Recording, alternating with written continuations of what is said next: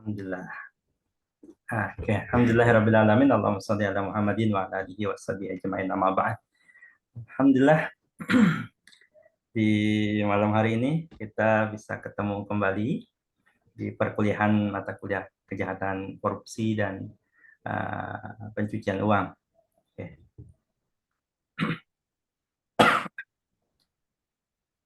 Di dua pekan yang lalu apa ya, itu harusnya saya masuk, tapi saya sedang ada di Solo. Saya juga mau pakai Zoom, melihatnya kondisinya tidak memungkinkan waktu itu. Jadi saya baru bisa masuk ini, berarti saya masih punya utang satu pertemuan, nanti ditambahkan di Zoom. Nah, simple saja lah. Oke, malam hari ini juga saya bikin simple saja gitu. Ini kan bulan Ramadan, kalau lihat jadwal itu padat sekali gitu. Kapan bukanya, kapan agar sama-sama win-win solution saja. Perkuliahan kita diadakan secara online, itu pun jamnya lebih fleksibel saja. Lebih fleksibel karena kita ini sebenarnya ya di UMKT ini kita menggunakan sistem hybrid. Jadi saudara wajib hadir kelas yang tatap mukanya mau baik langsung atau Zoom begini. Lalu ada yang menggunakan sistem open learning. Nah, itu juga dihitung sebagai pertemuan.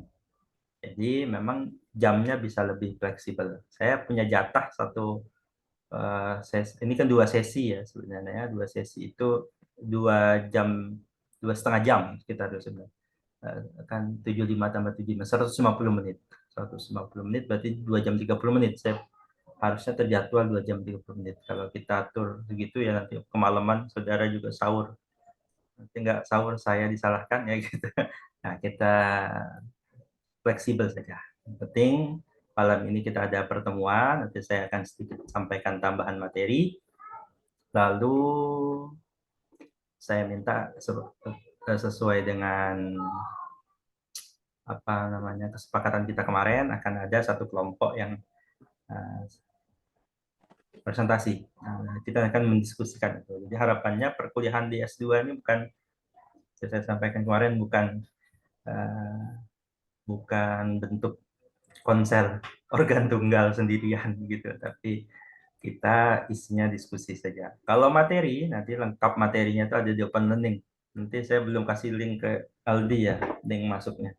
Nanti kalau materinya nanti saya upload berkala, setiap pertemuan akan ada di situ sampai 16 pertemuan akan ada, 14 pertemuan itu totalnya semua akan ada di sana.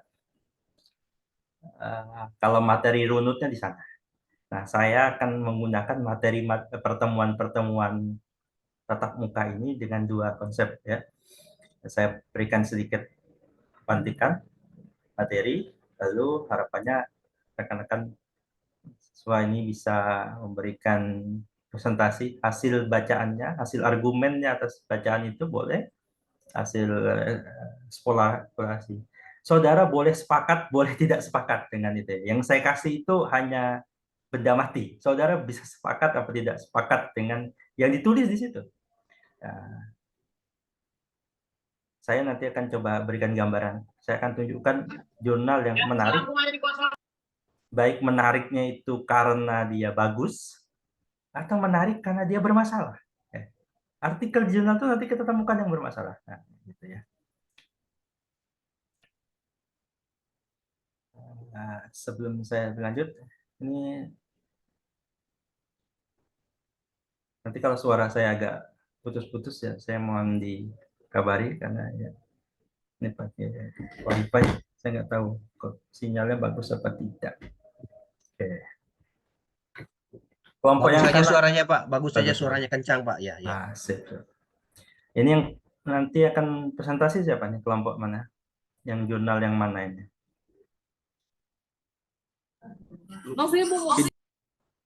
Kelompok mana yang presentasi? Aldi, kelompok mana yang?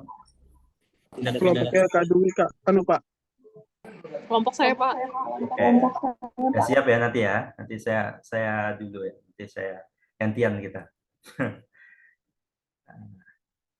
Oke. Saya mulai dulu dengan ini. Oke.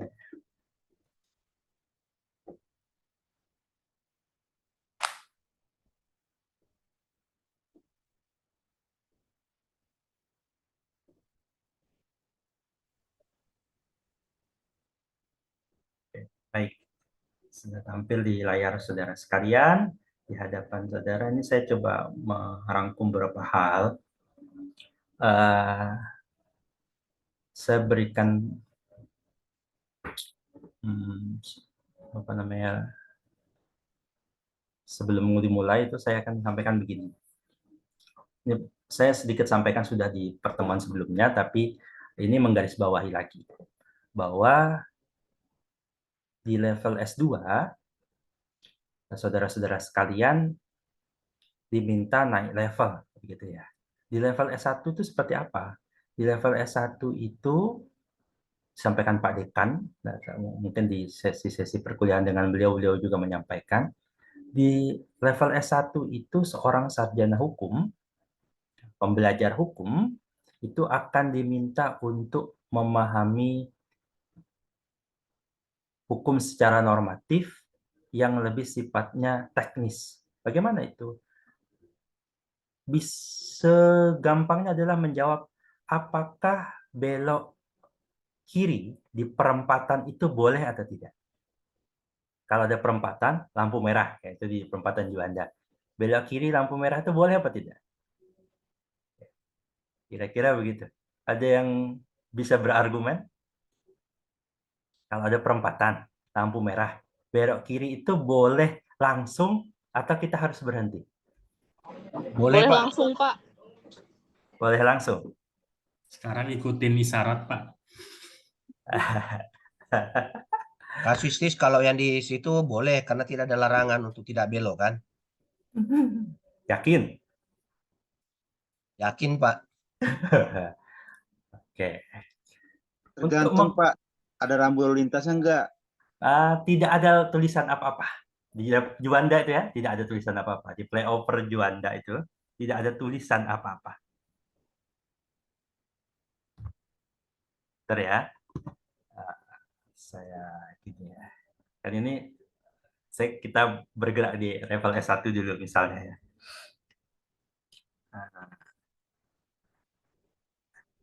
Kalau kita mau jeli mencarinya, kan kita cari di peraturan perundang-undangnya.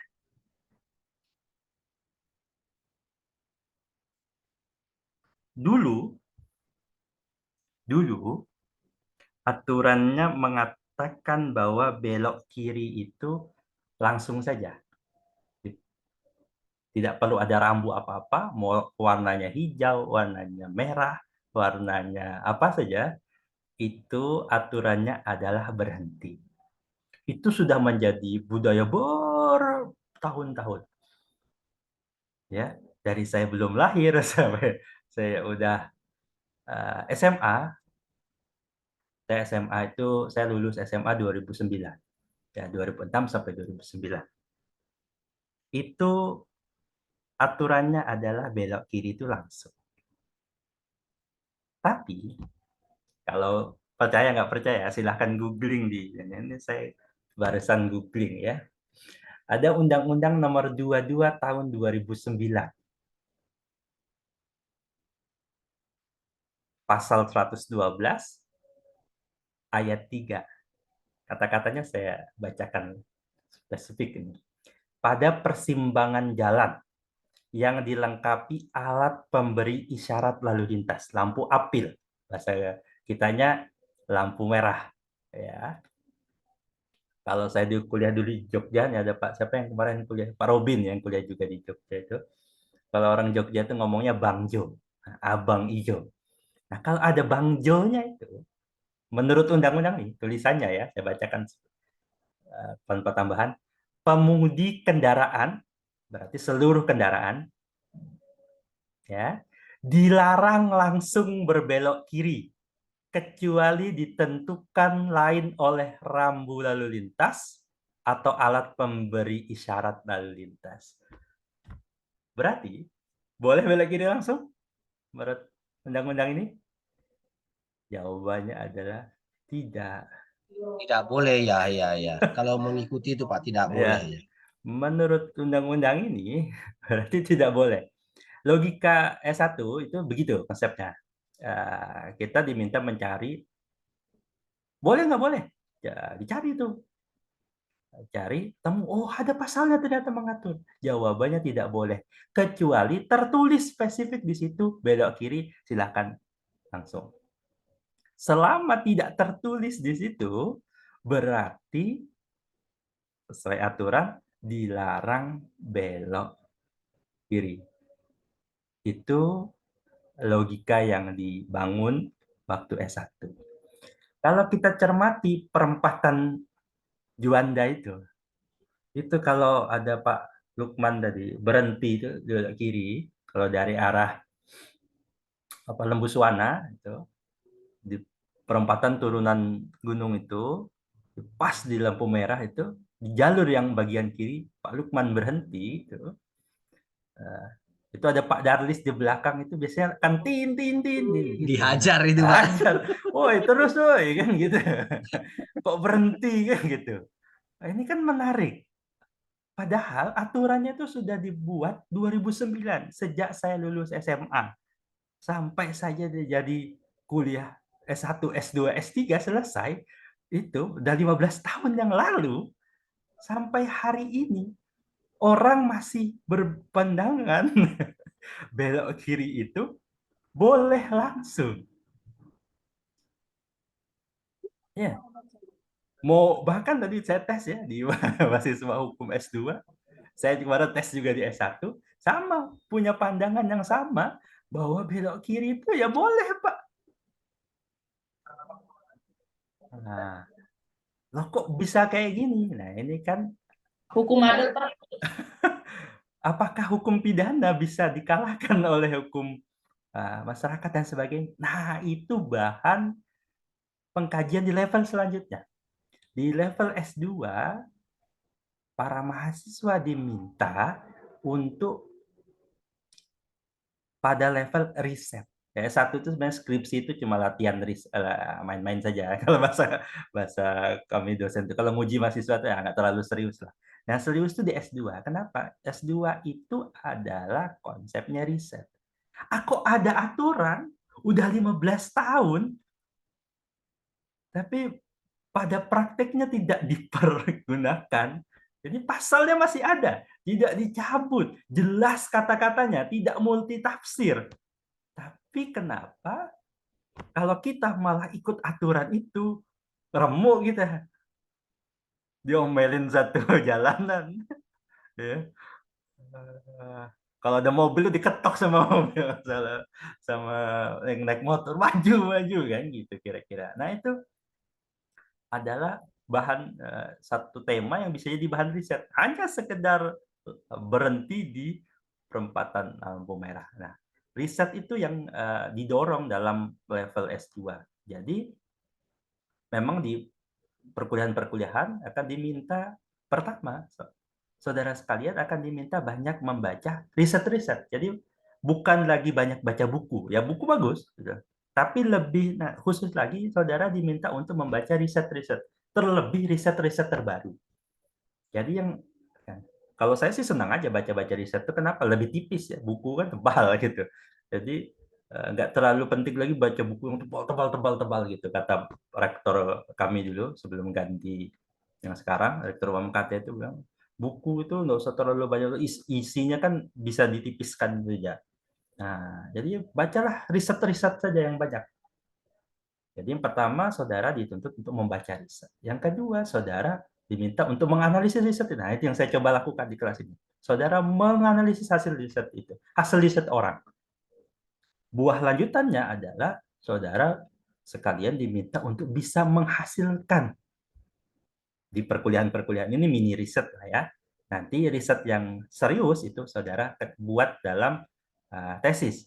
Tesisnya itu bisa berbentuk, mungkin sudah disampaikan Pak Elviandri dalam perkuliahan Metoplan atau sebelumnya itu ya, di pembimbingan penyusunan proposal tesis juga bisa dibentuk tesis yang tebal, atau saudara bisa mempublikasikan karya riset saudara. Sama, basisnya riset. Bentuknya tesis atau publik jurnal itu sebenarnya hanya teknisnya saja, teknis menuliskan idenya. Nah, di tesis yang tebal boleh, atau saudara bisa publikasi. Nah, kalau publikasi di Scopus, saudara nggak perlu ujian tesis, langsung lulus tuh.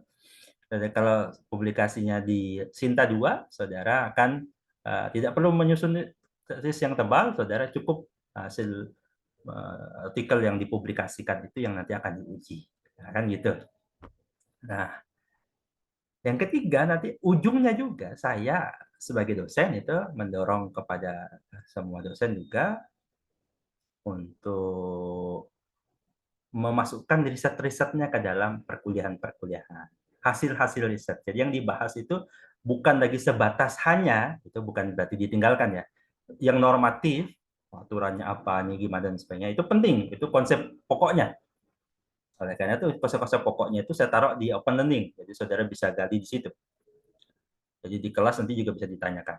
Nah, tapi saya akan hadirkan hasil-hasil riset yang menarik, yang menurut saya lihat, yang saya tampilkan di kelas ini. Oke.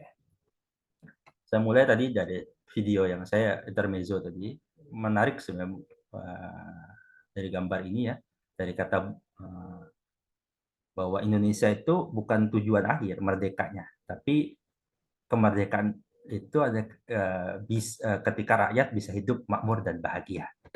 Nah, ada bukunya Peter Carey ya, bahwa penyebab perang Jawa itu, kata Peter Carey yang menulis tentang Diponegoro, salah satu masalahnya adalah korupsi. Jadi masyarakat itu udah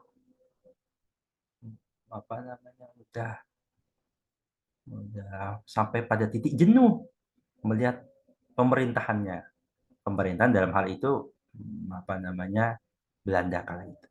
Ada sistem tanam paksa, ada sistem POC kala itu yang bahkan POC itu bisa bubar karena korupsi di dalam POC itu. Jadi kalau ada yang bilang, ya saya nggak tahu sepakat apa tidak, tapi memang konsep korupsi itu sudah bertahan beranak pinak di Indonesia, kan gitu kira-kira. Ya kalau saya sepakat dengan kata-kata ini bahwa korupsi itu bukan budaya, tapi dia wabah penyakit yang terus penyakitnya turun-menurun. Gitu. Kata Prof. Romli mengatakan ada dua alasan sulitnya pemberantasan tidak pidana korupsi. Pertama, karena alasan historis. Dia diturunkan secara sejarah. Sama tadi itu. Kenapa belok kiri itu tidak bisa berhenti? Karena secara historis sekian puluh tahun kita sudah terbiasa bahwa kalau belok kiri itu ya terus. Itu turun-menurun. Bahkan generasi yang lahir, kan saya ngajar di S1 itu mahasiswa yang lulusan lahirannya 2005, 2004, 2005, atau 2006 bahkan gitu ya. Itu generasi itu diturunkan oleh generasi sebelumnya bahwa belok kiri itu ya terus saja. Nah, itu kan secara historis terus bergulir. Yang kedua karena lemahnya peraturan perundang-undangan, kata Prof. Romli. Entah sepakat kita tidak atau tidak. Oke. Maka saya sepakat dengan istilah yang digunakan oleh Pak Nasir. Pak Nasir itu mengatakan jangan berhenti tangan mendayung, nanti arus membawa hanyut. Jadi merdeka, kita sudah merdeka, iya, tapi kalau pasrah saja tidak bergerak,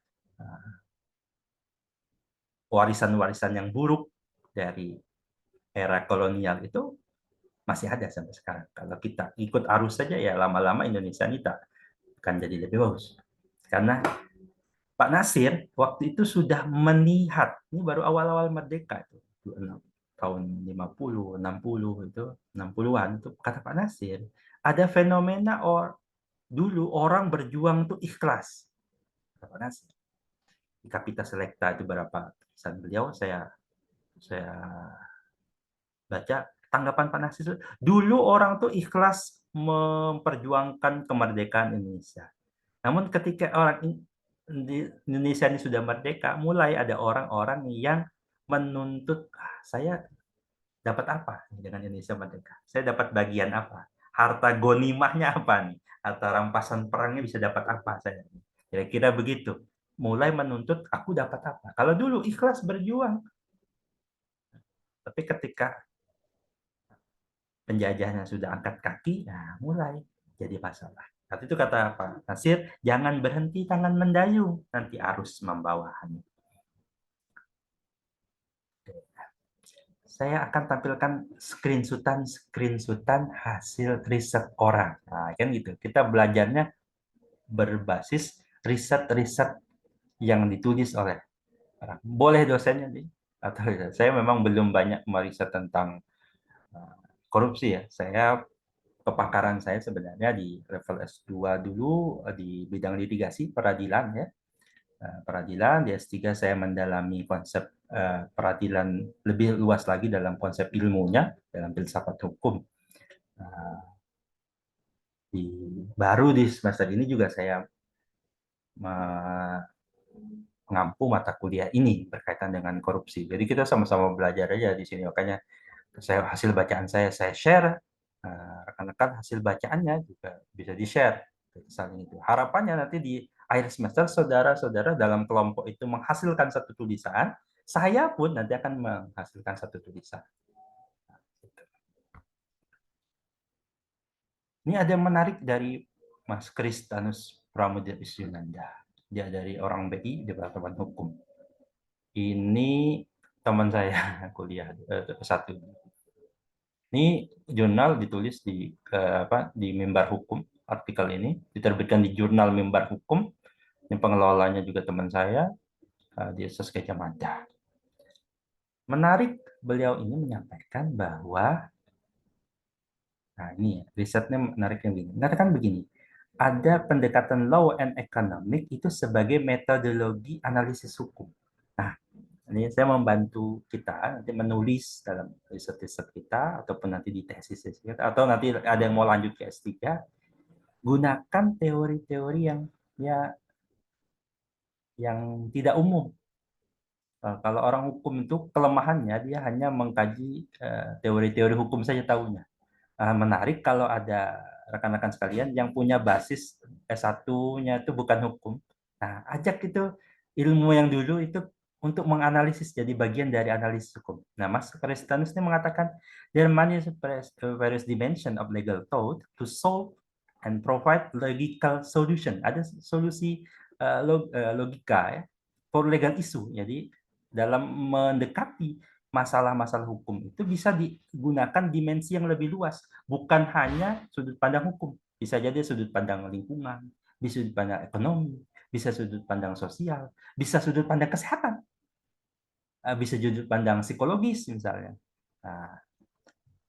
The complexity of problem that require legal solution create an urgency ya, jadi ada urgensi to explore untuk mengeksplor interdisciplinary analisis. Jadi analisisnya antara hukum dengan bidang lain. Atau dibawa tuh yang bidang-bidang lain ke dalam legal science. Contohnya di sini nih ada bicara tentang law and economics. Artikel ini explore available option of economic analysis of laws as an interdisciplinary approach to law. The study present alternative methods for legal studies in Indonesia. Teoris, convention, economics principle. Teori, konvensi, dan ekonomi, prinsip-prinsip ekonomi itu bisa digunakan relevan menjadi metodologi untuk menyelesaikan legal isu permasalahan. Nanti saya akan coba hadirkan juga jurnal yang menarik yang berkaitan dengan ini, yang saya kaitkan dengan mata kuliah kita, kejahatan korupsi. Ini ya, jadi ini menarik. Ini menantang juga pada yang background S1-nya bukan hukum. Ada beberapa saya perhatikan. Nah, itu bisa dibawa tuh. Ya, ide-ide hukum. Seperti saya pertemuan pertama saya katakan, banyak peradilan tipikor itu kalau dihitung-hitung secara ekonomi, rugi, tekor. Mau KPK misalnya gitu bisa menyelamatkan uang negara sekian miliar, tapi dana yang dikeluarkan untuk menyelamatkan sekian miliar itu ternyata lebih besar dibanding dana yang diselamatkan, kan gitu. Nah, itu hitungan itu kan yang bisa ngitung bukan orang hukum tuh, yang hitung-hitungan ini apa namanya efektif efisien nggak sih gitu. Nah, kan KPK tuh lembaga baru yang dibentuk, kos baru tuh, orang hukum kan nggak mikir terlalu panjang masalah gitu. Jadi kan kalau orang ekonomi, ini kos nih, ada biaya yang keluar. balik modal nggak kira-kira gitu. Kalau sekedar balik modal kan ya rugi-rugi kita buat yang baru. Nah, kayak gitu. Nah, ini yang itu bisa jadi bahan riset. Ya, kita masih di jurnal yang tadi, Law and Economics berasal dari konsep nih. Ternyata kalau bapak-bapak sekalian, ibu-ibu sekalian yang kemarin belajar tentang filsafat hukum kan kenal nih, ada mazhab utilitarian. Oh, kalau kita mengikuti pendekatan law and economic itu kita hadirkan aliran ini nih. Tuh, ini agar nyambung. Jadi mata kuliah di filsafat hukum itu jangan dibuang. Itu bekal kita untuk masuk ke bidang-bidang hukum lainnya. Oh, itu tuh pembahasan tentang law and economic itu dekat dengan konsep keadilan utilitarian. Dia hitung-hitungan tuh, ada kalkulasi pleasure and pain. Orang tuh kalau di penjara itu sebenarnya dikalkulasikan jadi enak atau apa namanya menguntungkan atau tidak, atau menyusahkan negara dengan memenjarakan orang, ngasih makan dia, itu kan menjarakan orang itu kan ngasih makan gratis. Kalau sudut pandang ekonomi ya, kalau sudut pandang orang hukum, mau hukuman. Jadi kalau orang sudut pandang yang lain itu kan ngasih makan gratis orang beribu-ribu orang nggak tahu se Indonesia jumlahnya berapa ya. Sekian banyak orang di penjara. Ada lagi nih kasus korupsi, penjaranya dikhususkan lagi. Kenapa tuh penjara korupsi, koruptor itu kan di penjaranya dibedakan tuh. Lapas koruptor dibedakan. Ada yang beralasan itu karena supaya napi koruptor itu nggak jadi ATM-nya lah di situ. Diremuk nanti dia kalau digabung sama yang lain misalnya begitu. Tapi kan itu kalau dihitung-hitung ya negara keluar kos lagi. Makanya dia mengusulkan, saya ada dosen saya itu bilang, udah pakai hukum Islam, potong tangan aja, gerak mudah kan, tinggal potong selesai kayak gitu. Negara nggak ngitung lagi ya misalnya. Oh, ya macam-macam lah. Nah, itu jadi bahan analisis. Salah satu nih menggunakan law and economics kita bisa tuh hitung-hitungan. Nah, evaluasi terhadap instrumen hukum tertentu, ya, melakukan perbaikan terhadap apa yang ada. Mengarah ke tinjauan perilaku manusia sebagai respon atas suatu realitas hukum, termasuk aturan hukum yang ada. Ya, asumsinya menggunakan konsep nih, homo economicus, ya, ini hitung-hitungan ekonomi. Kita.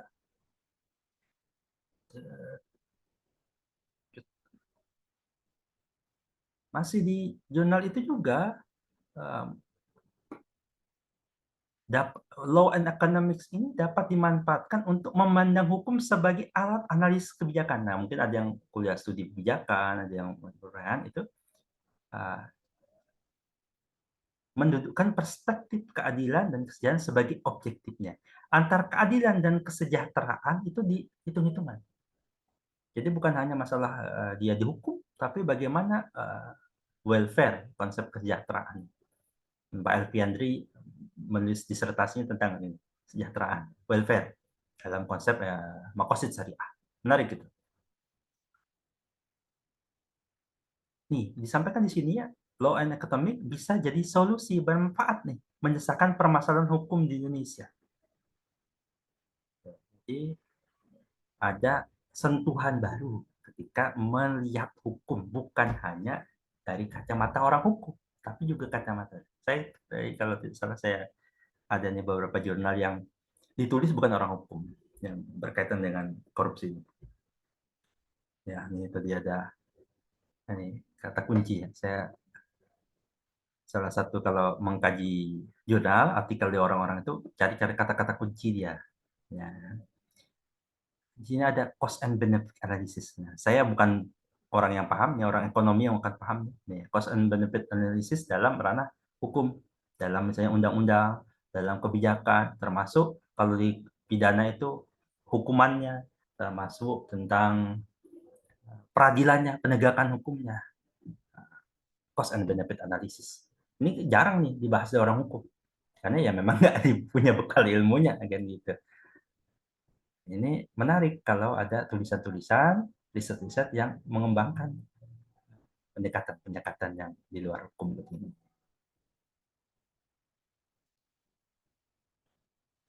Tuh, contoh satu ya. Tadi satu. Nanti kalau ada yang mau nanya atau apa langsung dipotong saya boleh. Mumpung. Iya, saya Pak, Boleh, boleh. saya sangat tertarik. Ya. Ini saya memang basic saya kan ekonomi, jadi menarik sekali tadi saya lihat itu. eh dengan cara pandang seperti itu, memang mungkin akan ada pertimbangan-pertimbangan khusus dalam menerapkan sebuah undang-undang, Pak ya. Jadi tidak semata-mata murni kepada penghukuman terhadap pelaku tindak pidana gitu. Tetapi harus juga memandang dari sudut pandang ekonomi tadi itu. Saya kira sangat menarik itu untuk dikolaborasi itu, ilmu itu tuh. Sehingga ketika majelis hakim misalnya memutus sebuah apa namanya tindak pidana itu korupsi terutama, tidak semata-mata karena begitulah aturannya misalnya minimal 4 tahun gitu kan, tapi lihat sudut pandang sisi ekonominya apa sih, efektivitasnya, efisiensi yang bisa atau benefit yang bisa diraih dengan menghukum sekian lama gitu loh si terdakwa ini kan. Saya kira ini sangat-sangat menarik, mudah-mudahan ya kita berharap bahwa ada yang betul-betul bisa mendalami ini untuk kemudian melakukan perubahan-perubahan saya kira dari sisi penghukuman terhadap pelaku tindak pidana korupsi terutama gitu, Pak. Ya itu saya sangat tertarik ini dengan ini tadi, bacaan ini tadi nih, Pak. Terima kasih, itu aja, Pak, ya. Ya, masih. Nah, gitu. Kita nemu-nemunya begini ya di riset-riset orang kecil-kecil, kita kutip-kutip sedikit bacaan, oh ada nih menarik. Ini juga bisa jadi dikembangkan jadi tulisan-tulisan baru atau ide-ide baru kan gitu. Jadi kelebihan dari baca riset-riset begini, kita tahu ada ide-ide segar kadang. Nah, mungkin berserakan memang di banyak tempat. Nah, kita nanti bisa padukan, oh ya ada beberapa riset orang nanti kita padukan, kita kan gitu kira-kira. Cuma memang kendala di Indonesia, ini kendala pasti pertanyaan antara dunia akademik ya, hasil-hasil riset ini kagak didengar sama negara. Kalau di Jerman misalnya, di Jerman tuh kelebihannya adalah riset-riset itu dipakai betul oleh pemerintah. Jadi pemerintah mengeluarkan dana riset besar agar hasilnya itu bisa dipakai untuk didengar hasil mengambil kebijakan. Kalau Indonesia ini memang masih ada gap yang jauh. Mungkin ada beberapa di sini yang di dunia pemerintahan nanti kalau bisa tuh didekatkan, nah, itu salah satu yang baik antara riset-riset dekat dengan ada di Amerika misalnya tulisan-tulisan para akademisi, para ahli itu banyak diikutip oleh siapa namanya hakim-hakim, judge di pengadilan tuh. Kalau di Indonesia itu belum terlalu banyak yang dikutip, biasanya tokoh-tokoh yang sudah tua yang sudah jadi apa namanya buku apa namanya tuh legend lah pokoknya itu. Kalau sudah di legend berani dia ngutip hakim tuh. Tapi kalau sama pengacara-pengacara itu kan biasanya yang dikutip tuh yang jadul-jadul itu. Prof ini, profesor ahli ini kayak gitu. Jarang berbasis riset idenya. Biasanya yang disampaikan tuh tokohnya, bukan idenya. Nah, kan kadang ada orang yang mungkin nggak terkenal, tapi idenya menarik tuh ada dalam satu itu. Saya pernah diminta jadi ahli di Penajam itu, saya hadirkan hasil riset orang. Hakimnya manggut-manggut, oh, bagus ya. Tapi nggak dipakai juga itu di putusan. Ya gitu ya. Baik, kita lanjut dah. Nanti pokoknya kalau ada yang mau apa, mau komen, mau apa, silakan disampaikan aja langsung. Saya lagi nih lanjutnya ada menarik the comparison between Indonesian and Malaysian anti-corruption law. Kita selalu ngomong oh, Indonesia tertinggal, Indonesia kalah nih dalam luar negeri ya. Kita yang ambil yang dekat-dekat lah. Dulu Malaysia ini secara ekonomi 20-30 tahun yang lalu gedean kita, bagusan kita. Tapi kalau kita lihat fair sekarang per hari ini itu dalam hal makro ya ekonominya bagus Malaysia. Gitu. Tapi menarik kita lihat riset-risetnya. Ini orang bandingkan, contohnya nih perbandingan tentang hukumnya, bagaimana pengaturan hukumnya. Saya temukan di sini ya. Nah, ini kan judul misalnya. Ini dikaitkan sama UNCIC. UNCIC itu United Convention Against Corruption. UNCIC. It's an effort to prevent and eradicate corruption with international cooperation. Nah, Indonesia itu sudah meratifikasi, Malaysia juga. Nah, why does Indonesia not adopt all artikel? Tidak semua. Indonesia tidak meratifikasi seluruh. How corruption case in administration, how the comparison of the law to the administration. Nih, ada menarik jawabannya di riset ini adalah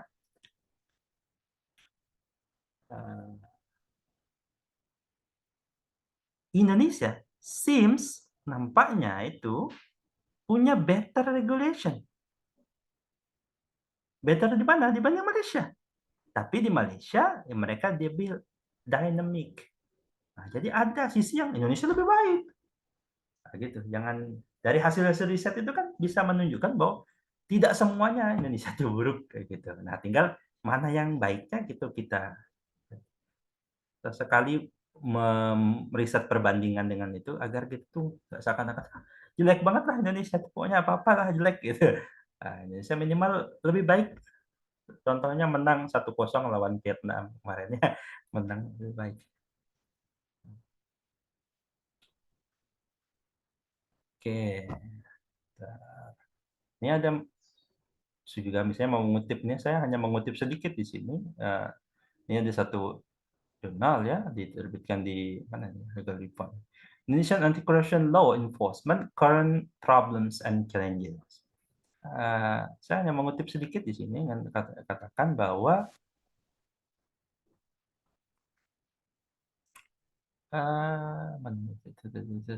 the results show that the number of corruption it still increase, tetap naik. Indonesia itu number of corruption ya, jumlah datanya itu naik tetap. Faktornya apa? Such as lack of understanding of the law, pemahaman hukumnya yang salah, and responsibility, pertanggungjawabannya.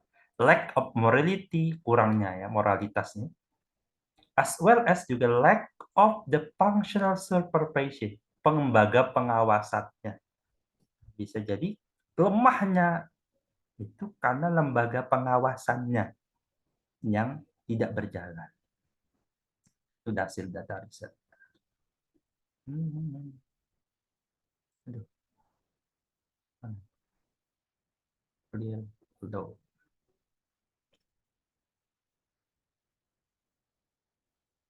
Ini ada juga risetnya kan tadi berkaitan dengan law economic misalnya.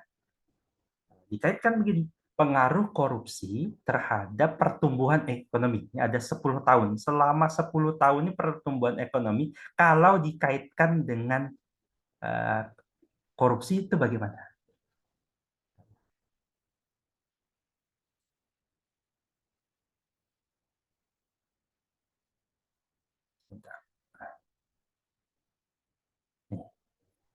Di sini saya akan tunjukkan ada riset bermasalah. Ini sudah riset ya, sudah terbit. Cuma kalau ada satu tulisan bagus tuh, tulisan lie with statistic, berbohong dengan statistik. Ini yang nulis ini Fakultas Ekonomi, bukan orang hukum.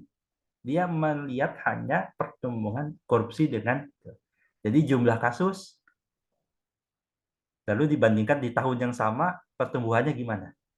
Ah, ini ada menarik, yang menariknya menarik karena bermasalah. Jadi tulisan yang ada di jurnal jangan ditelan mentah-mentah karena bisa jadi kita temukan masalah. Masalah kelihatan di mana? Menariknya data dia, penelitian ini menunjukkan bahwa penanaman modal dalam negeri dan belanja negara pada periode mempunyai pengaruh positif dan signifikan terhadap pertumbuhan ekonomi. Dia kaitkan penanaman modal dalam negeri. Di sisi lain, jumlah kasus korupsi tidak mempengaruhi pertumbuhan ekonomi. Jadi kata dia, korupsi lah situ. Nggak ngaruh itu sama ekonomi, ningkat-ningkat aja. Cuma ada catatan masalahnya, dia sendiri mengatakan di sini. Penelitian ini ada keterbatasannya apa? Variabel jumlah kasus korupsi yang merupakan data yang sudah terdata atau sudah masuk proses hukum. Artinya kasus korupsi yang tidak terdeteksi, belum masuk dunia hukum, ya, itu tidak masuk kalkulasi. Sehingga data jumlah kasus korupsi belum mampu menjelaskan secara menyeluruh tentang tingkat korupsi di Indonesia. Nah, dia itu main perbanding-bandingin saja. jalan korupsi, ini ada peningkatan kok, nggak ngaruh kok. Gitu. Nah, padahal yang kita lihat sebagai korupsi itu, apakah yang dibawa ke pengadilan terungkap saja, atau jangan-jangan fenomenanya itu banyak yang tidak kelihatan. Orang banyak korupsi, tapi tidak masuk pengadilan. Itu kan mendefine korupsinya itu yang mana? Apakah, contoh misalnya, KPK sama jaksaan sama polisi sama-sama diam gini misalnya, kita nggak usah mengungkap kasus. Apakah korupsi tidak ada? Korupsinya ada, cuma karena tidak diungkap. Nah, ini kan masalah nih. Jurnal ini punya masalah mendefine pengaruh korupsi. Korupsinya itu apakah dia simplifikasi hanya dengan jumlah kasus korupsi yang dibawa ke pengadilan. Nah, ini kan jadi masalah. Nah, saudara bisa melihat, oh ini ada masalahnya nih.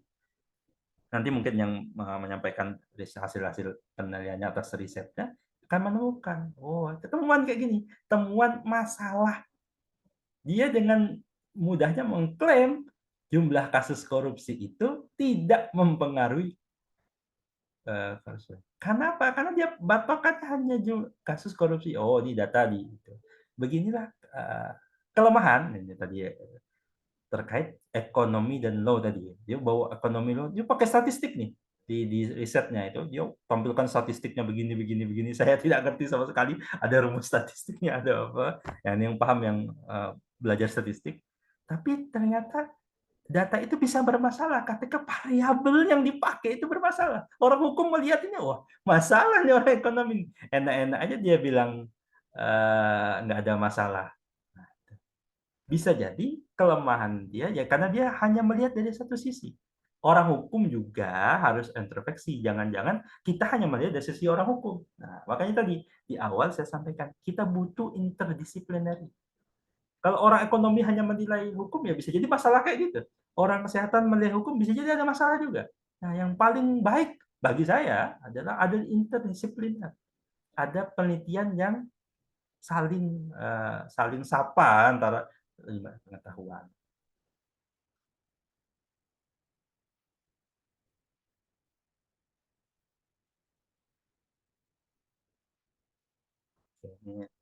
Ini hanya contoh saja.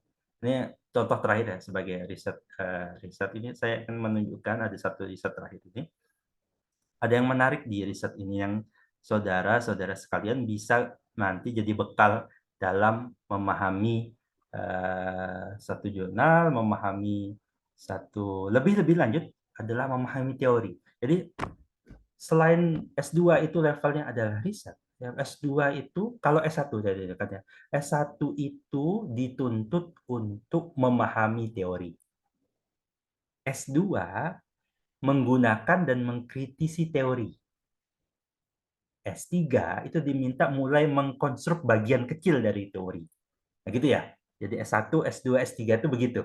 S3 nanti kalau level S3 itu nanti diminta untuk mengkonstruk kecil, walaupun nggak besar-besar amat, kecil saja, mengkonstruk ke arah teori. Karena harapannya nanti ke depannya orang yang lulus S3 itu bisa terus riset hingga membentuk teori. Nah, jadi S3 itu dibekali untuk mengkonstruk. S2 dibekali untuk menilai, menilai dan mengkritisi teori. Contoh, ini ada riset tentang indeks persepsi korupsi dan pembangunan manusia terhadap pertumbuhan ekonomi di negara Asia Tenggara. Saya ingin menunjukkan fakta di sini, bagian ini. Bagian ini menarik hasil risetnya. Apa dia katakan di sini? Saya highlight ya. Ini kan dampak korupsi, permainan rendahnya FPK dapat melalui terganggunya mekanisme bla bla bla bla bla. Ini. Dia mengkaitkan risetnya dengan teori. Nah, ini yang diharapkan di S2. Hasil penelitian ini sesuai dengan teorinya ini. Yang menyatakan bahwa kasus korupsi hanya bisa terjadi apabila seorang atau pihak tertentu mempunyai hak monopoli. Dia kaitkan, ada teorinya, lalu risetnya menghasilkan korespondensi dengan teori itu. Tapi dia juga menemukan di sini, namun hasil penelitian ini tidak sesuai dengan teorinya Maslow. Nah, yang menyatakan bahwa setelah kebutuhan utama terpenuhi, kebutuhan seorang akan meningkat kepada kebutuhan penghargaan diri yang yaitu pengen dihargai, berkeluarga dan sebagainya. Ini itu fokus pada pemanas korupsi pada sektor publik. Nah, ini, jadi teori ini tuh berlaku pada bidang tertentu, pada pribadi, tapi tidak pada ini. Gitu. Jadi kan para tokoh mengeluarkan teori ini. Teorinya tuh berlaku di sini atau tidak berlaku di sini. Atau bisa jadi teorinya tuh berlaku di Amerika, tapi ketika diterapkan di Indonesia dia nggak berlaku. Itu kan diuji. Teori itu bukan berarti satu hal kebenaran. Enggak. Dia akan diuji. Salah satu bentuk riset kita itu menguji hasil teori-teori, hasil riset orang, hasil pemikiran-pemikiran sebelumnya. Contohnya, hasil penelitian ini sesuai. Jadi dia menemukan 2 sesuai, 1 tidak sesuai.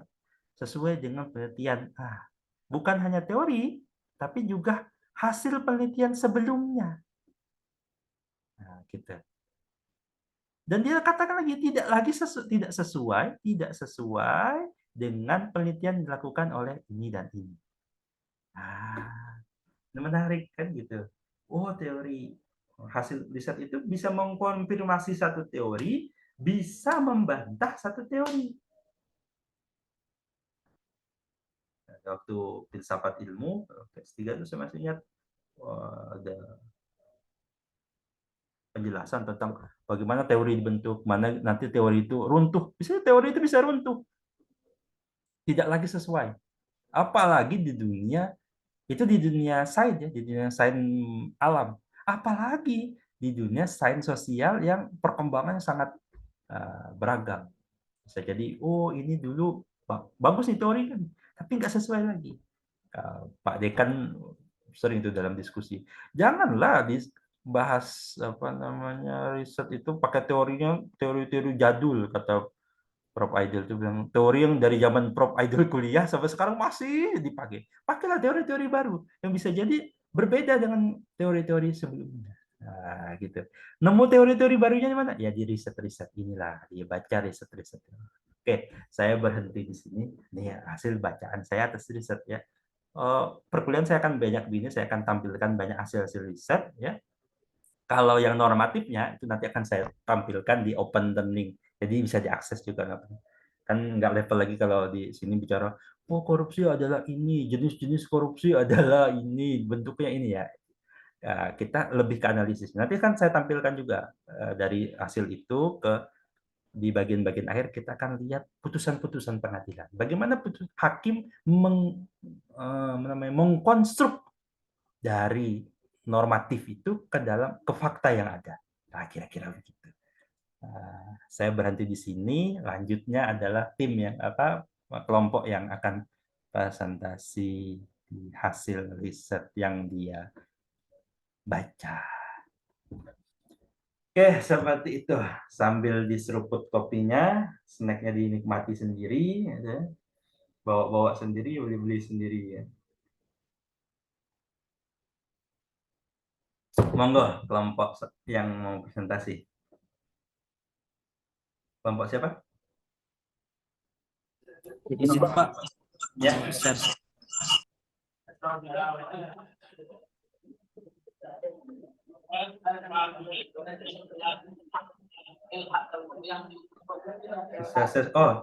Sudah saya kasih. Saya screen, sudah bisa. Coba.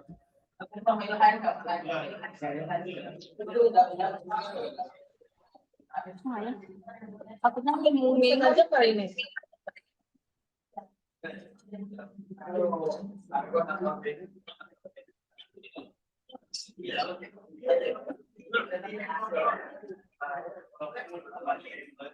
Hari pertama, Pik. Ada fotonya, Pik. Halaman pertamanya tuh, mana? Loncat dia langsung. Ada fotonya. Harus halaman pertama ini penting, yang penting ini. Monggo, silakan. Assalamualaikum.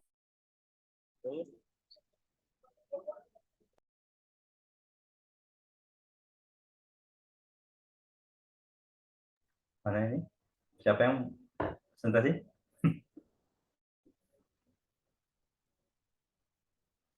Mana sore topik nih? Mute ya.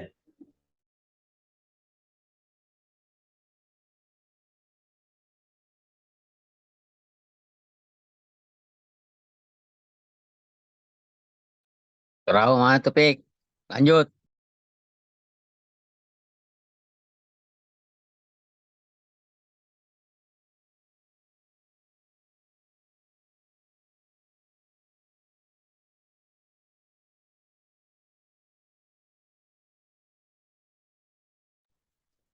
Topik atau siapa? Ini suaranya nggak ada.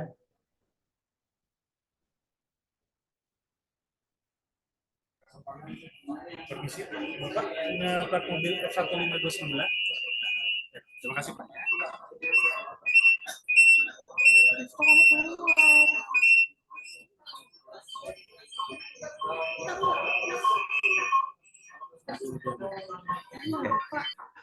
Kayak di ruang angkasa dia nih. Kayak itu orang zaman dulu nelpon di radio, nelpon di mana itu call story. Yang nelpon di Dewi, Dewi aja. Ayo Dewi, semangat. Baik, maaf, saya lanjutkan. Ayo, ayo, ayo. Yang saya banggakan teman-teman yang hadir pada malam hari ini, dan yang terkhusus buat kelompok pertama yang maju pada malam hari ini. Alhamdulillahirrabbilalamin, salatu wassalamu ala asrofil anbiya'i wal mursalin wa ala alihi wa sahbihi ajmain amma ba'du. Baik, perkenalkan, kami kelompok pertama yang maju pada malam hari ini terdiri dari yang pertama ada Bang Darlis, yang kedua ada Mbak Dwi Kareza, yang ketiga saya sendiri Taufik Wijoseno, dan yang keempat ada Mbak Miftahul Jannah.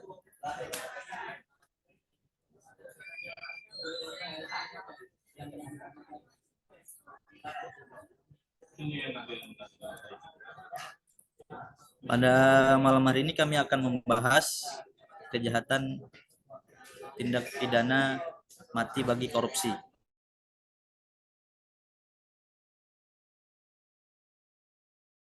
Pertama, konteks hukum korupsi yang ada di Indonesia.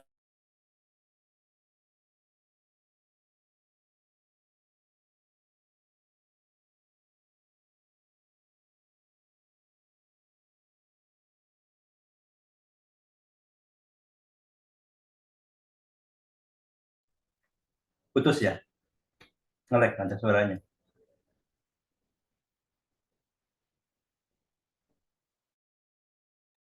Iya Pak, kayaknya lagi jelek sinyalnya si Topik.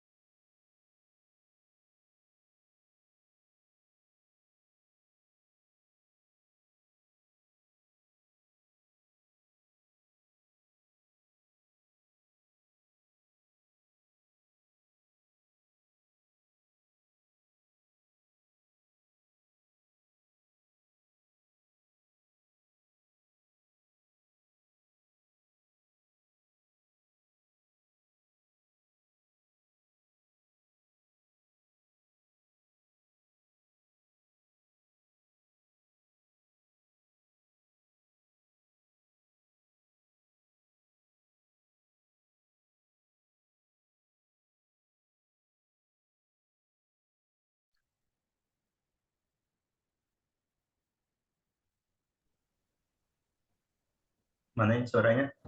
Topik.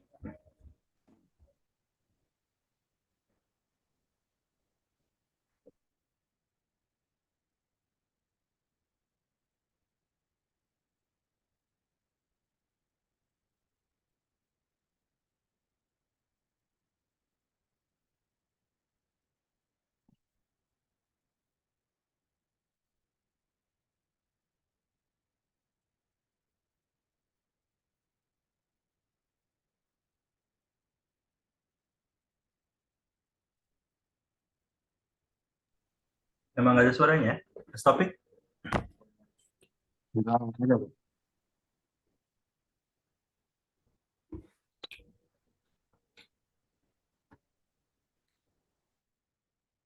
Mungkin dibantu teman kelompoknya yang lain. Sinyalnya mungkin bermasalah. Tersendat.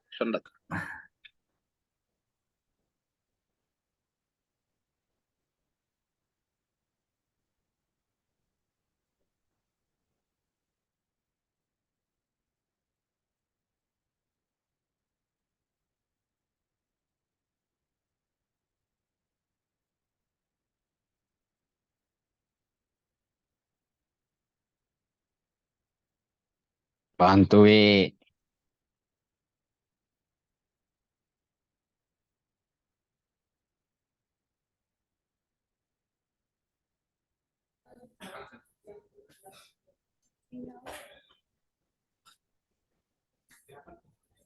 Baik, saya lanjutkan sebentar.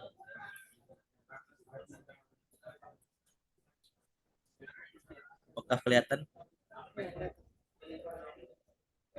Baik.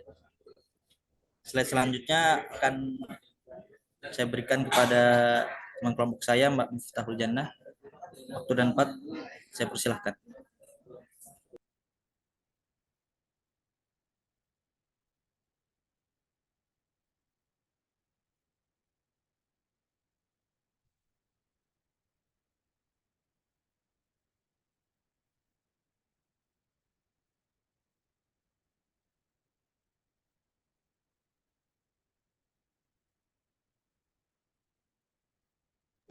Suara saya sudah terdengar? Sudah. Oke, di sini saya akan melanjutkan dari teman-teman. Kemudian poin yang kita bahas di sini adalah pemberatan dan ancaman hukuman.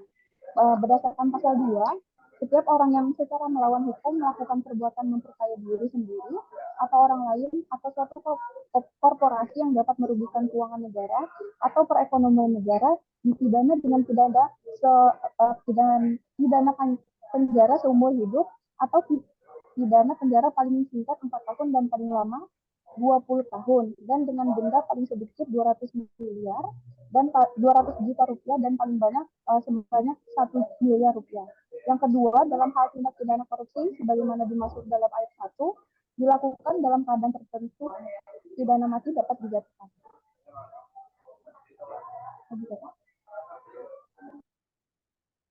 Baik, terima kasih pada Mbak Miftah. Selanjutnya pada Bang Daris dipersilahkan.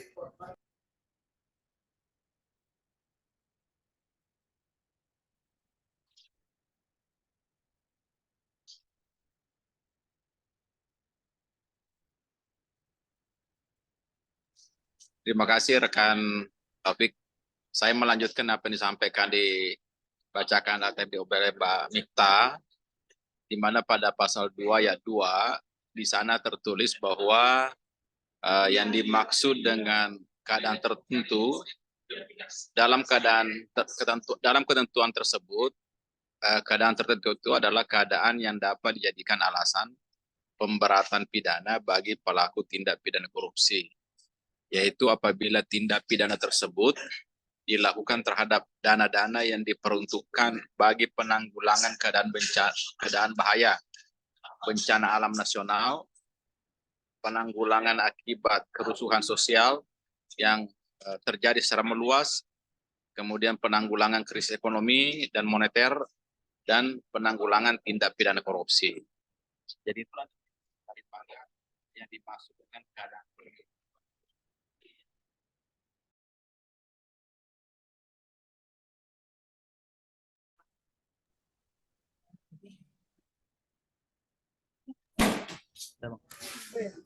Baik, terima kasih kepada Bang Darlis.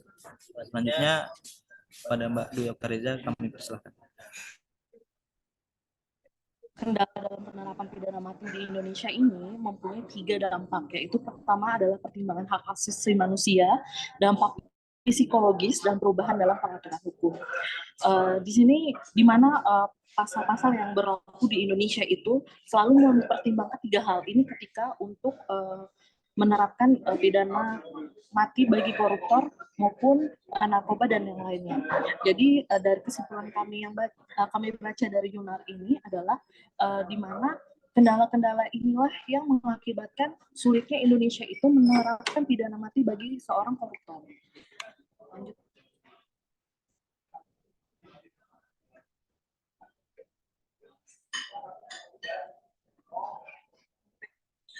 Dan untuk kesimpulannya adalah penerapan hukum mati untuk perilaku korupsi itu sulit sekali untuk dijagakan persyaratan yang ketat.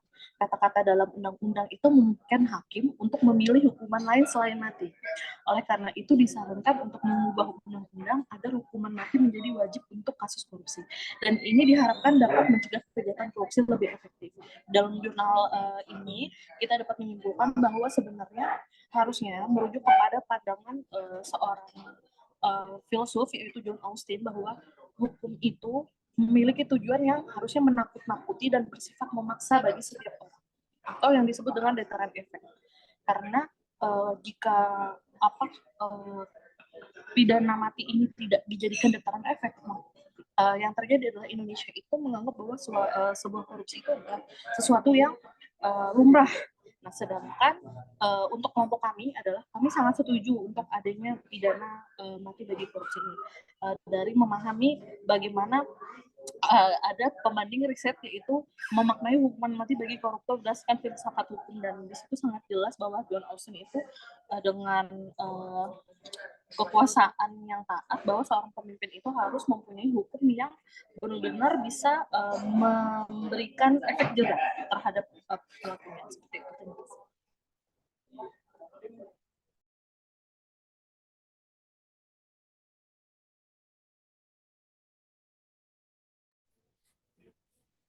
Baik, terima kasih pada rekan kami, Pak Dr. Riza. Untuk selanjutnya, apakah ada pertanyaan dari rekan-rekan sekalian? Ya, izin bertanya. Kelompok 1. Ya, izin bertanya Bapak dosen. Mohon izinnya. Udah terdengar Monggo, suara saya? monggo. Kelompok 1 terdengar suara saya ya? Ya, siap. Terima kasih Pak Darlis. Jadi sesuai dengan judul tugas kelompoknya ini terkait penerapan pidana mati terhadap pelaku korupsi.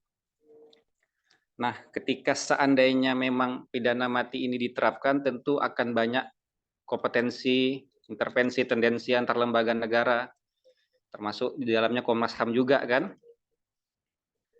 Nah, menurut kelompok 1, tadi sudah dijawab bahwasanya setuju dengan penerapan pidana mati terhadap korupsi, terhadap koruptor. Yang ingin saya tanyakan ini, kalau menurut kelompok 1, penerapan itu apakah termasuk tindakan preventif atau represif? Karena dalam menyelesaikan suatu case tentu tidak terlepas dari kedua masalah ini tadi, preventif dan represifnya.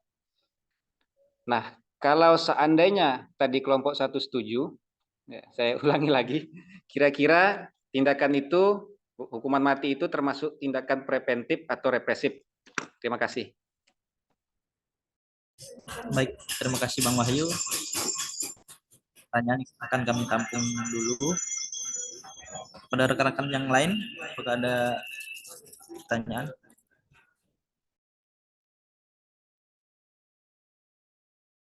Izin bertanya.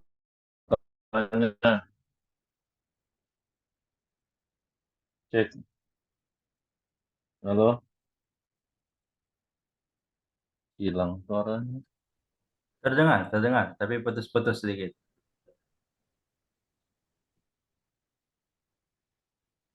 Terdengar. Ya. Oke. Izin kawan-kawan bertanya terkait dengan hukuman mati tadi itu kan dikatakan bisa dieksekusi kalau kemudian bersyarat, ya kan. Seperti contohnya ya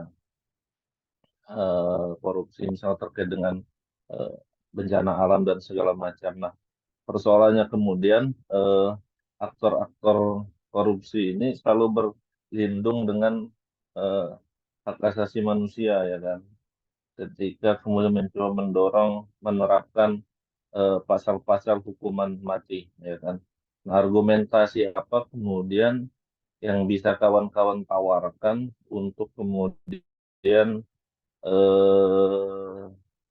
menjawab, ya kan, menjawab untuk penerapan hukuman mati itu pada konteks itu sebenarnya tidak melanggar hak asasi manusia seperti itu. Terima kasih. Baik, terima kasih Bang Nando.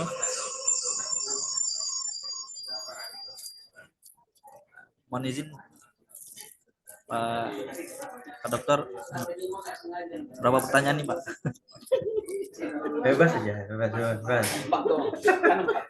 Kan dari mahasiswa ke mahasiswa aja. Saya mengikuti. Tunggu 4 penanya.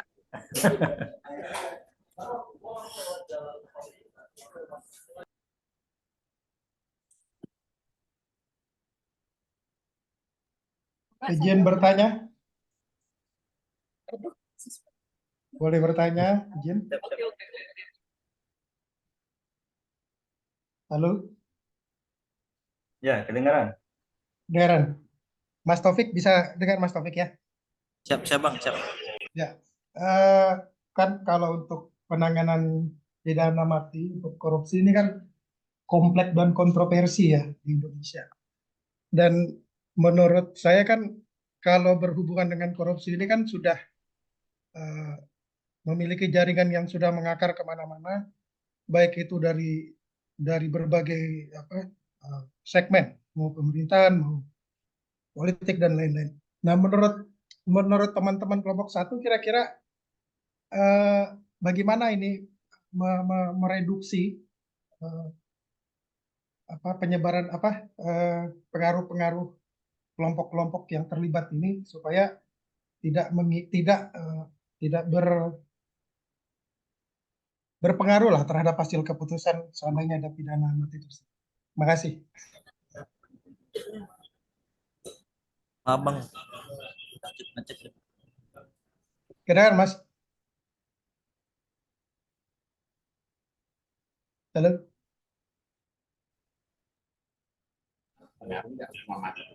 Siap. Terima kasih Bang Dengar? Suswadi. Ya, terima kasih.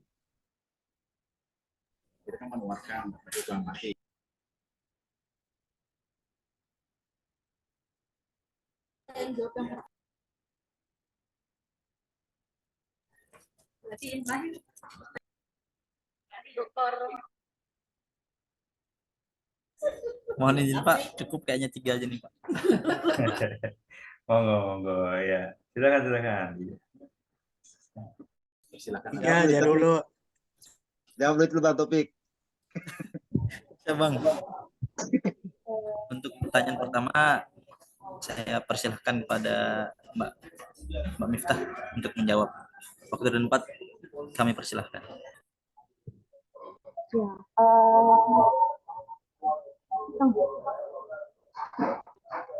apakah suara saya sudah terdengar?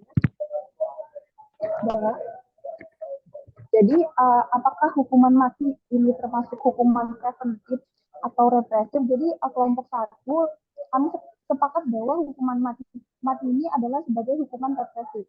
Kenapa? Karena tujuannya adalah untuk menghukum pelanggar hukum yang telah terjadi dengan memberikan sanksi yang keras kepada pelaku kejahatan.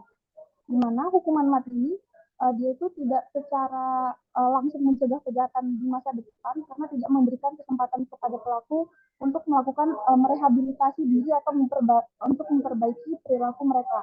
Sedangkan kalau misalnya untuk tujuan untuk penerapan preventifnya itu bisa dengan melakukan perbaikan undang-undang yang lebih ketat, contohnya kemudian yang kedua peningkatan transparansi dalam pengelolaan keuangan publik, kemudian penguatan lembaga pengawasan dan penegakan hukum, serta berbagai hal lainnya. Jadi kami sepakat bahwa hukuman mati ini termasuk hukuman represif. Seperti itu. Baik, terima kasih kepada Mbak Miftah. Bang Wahyu, mungkin cukup ya.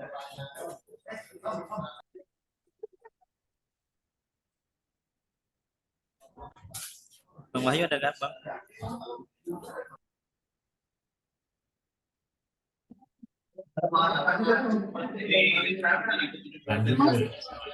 Baik, mungkin cukup. Pertanyaan kedua, pertanyaan Bang Nando. Pada Bang Darlis, kami persilahkan. Ya, terima kasih Mas Taufik ya untuk pertanyaan Saudara Erliando, di mana tadi yang bersangkutan bertanya bahwa argumen apa yang bisa ditawarkan oleh kelompok satu sehingga bisa menjawab atau bisa mengcounter kelompok-kelompok yang menentang pemberlakuan hukuman mati terhadap pelaku korupsi. Jadi sebetulnya di dalam diskusi kelompok satu ini itu ada begitu banyak alasan yang bisa menjadi argumentasi hukum yang kami yakini itu sesungguhnya bisa mematahkan penolakan atas oleh kelompok-kelompok tertentu yang menentang pemberlakuan hukuman mati terhadap pelaku korupsi. Tapi sebelum ke situ, kita juga harus terlebih dahulu memahami bahwa kelompok-kelompok tertentu yang menentang pemberlakuan hukuman mati itu sesungguhnya bukan hanya pada tindak pidana korupsi, tapi kelompok ini sebetulnya jauh lebih daripada itu. Mereka ingin menghilangkan adanya hukuman mati dalam praktek hukum pidana di Indonesia, di mana yang selama ini telah berjalan khususnya di bidang pemberantasan narkoba. Nah, jadi sebetulnya bukan hanya pada pemberantasan korupsinya, tapi dia memang ingin menghilangkan klausul hukuman mati dalam undang-undang pidana kita. Nah, itu kita harus pahami. Nah, oleh karena itu kita harus bisa menjelaskan atau menemukan argumentasi-argumentasi yang kuat sehingga kita harapkan bahwa apa yang menjadi alasan mereka itu bisa counter dengan baik. Nah, salah satu alasan yang paling krusial atau paling yang harus menjadi pemahaman kita bahwa kita harus memahami bahwa pelaku korupsi ini kan adalah bisa jadi bersifat perorangan. Artinya, ketika mereka melakukan kejahatan tindak pidana korupsi, maka sesungguhnya secara jujur kita harus mengakui bahwa ada pelanggaran, ada sekian banyak hak asasi yang dilanggar di sana. Secara komunal itu ada hak asasi masyarakat yang dilanggar karena kita sepakat bahwa korupsi ini kan adalah kejahatan yang memiliki dampak secara luas. Nah, secara otomatis berarti hak asasi yang terlanggar dengan praktek korupsi itu juga memiliki dampak yang sangat luas. Nah, sehingga tentu saja pemberlakuan hukuman mati ya memang melanggar hak bisa jadi bertentangan dengan hak asasi secara persorangan. Tapi demi kepentingan masyarakat secara luas harus kita akui bahwa pelanggaran hak asasi mengorbankan dalam tanda kutip hak asasi perorangan itu jauh lebih baik demi mengantisipasi terjadinya pembiaran atas pelanggaran hak asasi secara komunal, secara umum. Nah, sehingga hukuman mati itu menjadi bisa diterima kepada pelaku koruptor, kan begitu. Itu menurut saya alasan yang paling kuat bisa kita sampaikan kepada para kelompok-kelompok yang menolak pemberlakuan hukuman mati terhadap koruptor. Begitu. Saya rasa begitu Mas Taufik ya. Karena keterbatasan waktu, jadi sementara itu. Ya, terima kasih. Mantap. Baik, terima kasih Bang. Selanjutnya pertanyaan Bang Suswadi akan dijawab oleh Mbak Dwi. Sudah tempat kami persilakan.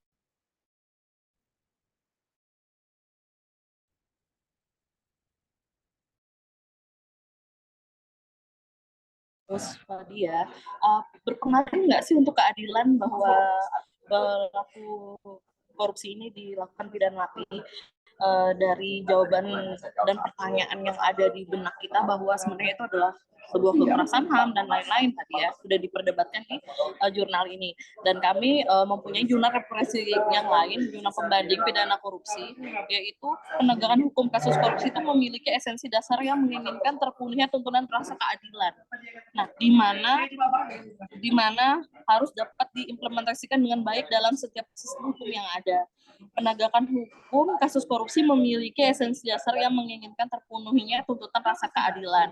Upaya penegakan hukum yang dilakukan harus memperhatikan pihak yang terdampak dari adanya suatu kejahatan agar dapat menciptakan keadilan yang diharapkan, tanpa mengurangi esensi pemberian hak-hak dasar bagi pelaku koruptor. Penegakan hukum tidak boleh melupakan masyarakat yang telah menjadi korban. Kasus korupsi yang terjadi telah merenggut hak masyarakat sehingga keadilan yang dituju adalah keadilan bagi masyarakat. Apabila masyarakat telah terpenuhi tuntutan akan rasa keadilannya, maka tertib hukum akan berjalan beriringan dalam mengimplementasikan ke depannya. Seperti itu. Terima kasih. Baik, terima kasih kepada Mbak Dwi. Mungkin cukup Pak ya. Oke, apa cukup dulu.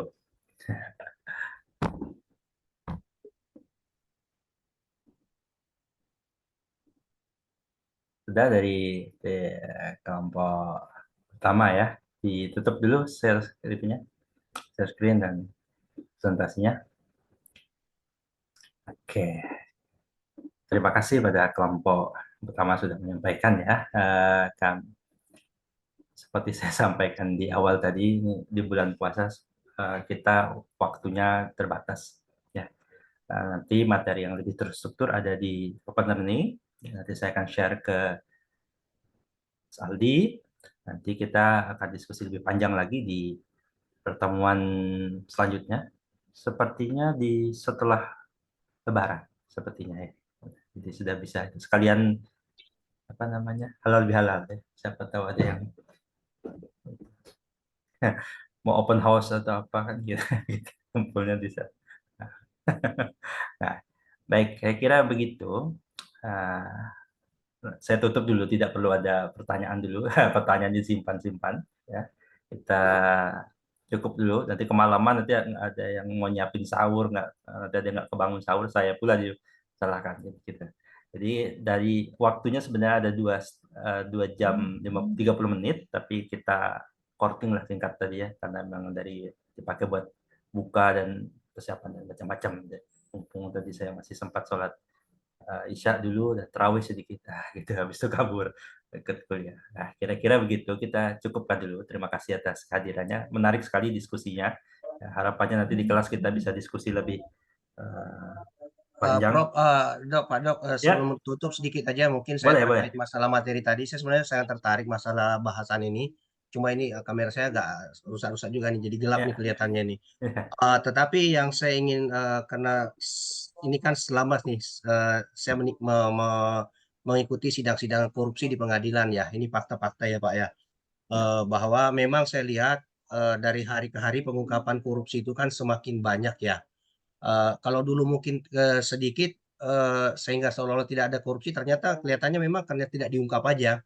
Nah, sehingga dalam pemikiran saya karena masih aja tuh timbul itu korupsi baru tahun-tahun terakhir ini kan, sehingga pemikiran saya adalah mungkin untuk mereduksi atau mengurangi korupsi itu selain sanksi pidana penjara, mungkin termasuk juga pemiskinan, tapi ini juga sudah saya lihat berjalan dengan adanya uang pengganti yang diterapkan itu kan, sejumlah kerugian negara itu. Tetapi ada satu hal yang mungkin daripada hukum mati itu karena kita menghilangkan nyawa orang, mungkin sanksi sosial misalnya kerja-kerja sosial diberikan kepada para terpidana itu akan lebih mematikan karakter dia di masyarakat, lebih memalukan buat dia dan keluarganya gitu loh. Jadi ini salah satu saya kira cara kita tidak mematikan, merampas hidup orang, tetapi justru secara psikologis ini akan menyiksa dan itu akan menjadi barometer contoh bagi yang lain-lain ketika melakukan korupsi bahwa dia akan setiap minggu misalnya kerja gali parit, kayak kerja paksa modelnya gitu Pak. Gitu. Nah ini mungkin solusi-solusi karena saya cermati di pengadilan itu Pak. Ini hari ini aja, kemarin itu aja sidang korupsi di pengadilan Samarinda itu kalau saya tidak salah ada 3 Pak. Itu dan jumlahnya banyak itu uang-uang yang dikorupsi itu sehingga saya kira adab malu, etika malu kita di Indonesia sekarang memang sudah nggak ada. Kalau dulu Pak di kampung saya Sulawesi berbohong itu aja malu orang Pak kalau ketahuan dia berbohong. Apalagi namanya ngambil barang orang, mencuri ya. Nah sekarang itu kayaknya biasa-biasa aja itu. Keluarganya datang ke ruang sidang itu dengan bangganya bahwa orang dia kaya, dia apa gitu kan. Tapi bapaknya korupsi gitu loh. Nah makanya maksud saya adalah sanksi sosial saya kira adalah sanksi yang sangat bagus untuk diterapkan terhadap koruptor-koruptor gitu loh Pak. Selain sanksi uang pengganti dan pemiskinan lah kan gitu kan. Nah saya kira seperti itu Pak. Makasih. Assalamualaikum warahmatullahi wabarakatuh. Ya. Nah, baik. Ya, soalnya nanti akan ada sesi yang bagian pertemuan keberapa itu materi khusus tentang kita membahas tentang pemidanaannya. Ya, ini kan kita mulai dengan ya isu-isunya macam-macam. Tadi saya uskan dengan pendekatan-pendekatan tertentu. Tadi bahas tentang ada yang tentang ya, hukuman mati ya, itu kan berkaitan dengan pemidanaan. Nanti kita akan saya ada materi khusus nanti bicara tentang pemidanaannya. Nanti kita lihat juga dengan negara-negara lain gimana sih gitu. Jangan-jangan masalahnya ini di mana sebenarnya korupsi ini. Salah satunya ya tadi kritik Bapak ya tentang pemidanaannya. Pemidanaan. Saya di S1 juga mengampu mata kuliah itu ya. Kita cari pemidanaan yang terbaik itu seperti apa. Termasuk tadi pendekatan law and economic. Jangan-jangan pemidanaannya ini tidak menghasilkan hal yang efektif, malah merugikan negara. Gitu. Oke, nanti kan kita lanjut ya. Jadi kita cukupkan dulu, ya, nanti tampung pertanyaan-pertanyaannya untuk di pertemuan-pertemuan selanjutnya. Saya kira demikian dulu ya pertemuan hari ini. Saya nggak tahu jadwal berikutnya kapan, saya belum lihat jadwal. Kalau dulu sih saya jadwalnya setelah Lebaran. Gitu. Soalnya kalau di awal awal April itu kita akhir pekan itu udah mepet Lebaran, kayaknya sudah di kampung halaman masing-masing. Nah, kira gitu. Baik, rekan-rekan sekalian, mahasiswa S2 Magister Hukum, kira-kira kita cukupkan perkuliahan pada ini. Sedikit nanti saya akan minta bantuannya kepada rekan-rekan mahasiswa Magister Hukum untuk menyebarluaskan bahwa di UMKT ada S2 dan sudah buka pendaftaran untuk ya, tahun akademik 2024-2025. Jika ada rekan-rekannya atau teman-temannya yang mau berkuliah di UMKT, monggo diajak. Nah, kira-kira begitu. Siap. Mudah-mudahan tidak berubah. Ada 4 yang order itu kemarin Prof itu. Alhamdulillah. Nah, gitu nggih. Siap. Saya kira saya akhiri itu di kesempatan hari ini. Mohon maaf kalau ada kekurangannya. Saya akhiri. Assalamualaikum warahmatullahi wabarakatuh. Waalaikumsalam. Waalaikumsalam warahmatullahi wabarakatuh. Saya tutup ya Zoom-nya.